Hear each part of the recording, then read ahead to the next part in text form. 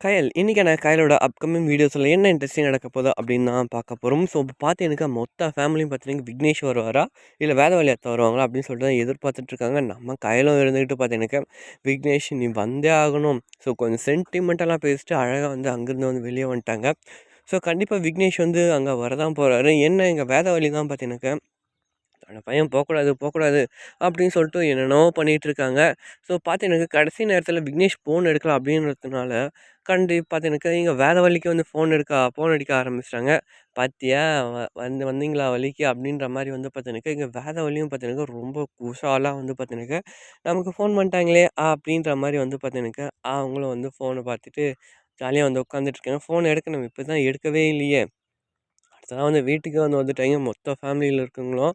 So வந்து இவங்க சென்டிமெண்டலா பேசி அழகா வந்து பார்த்தீங்கன்னாக்கா, "நீங்க வரணும். வந்தே தான் ஆகணும். நீங்க வருவீங்க நாங்க எதிர்பார்த்துட்ருக்கோம். நீங்க வந்து தான் ஆகணும். அப்பதான் வந்து எங்க தேவியோட வளகாப்பு நல்லபடியா முடியும்." அப்படின்னு வந்து அழகா சென்டிமெண்டலா பேசிட்டு வந்து கையில வந்து அங்கேருந்து வந்து கிளம்பிட்டாங்க.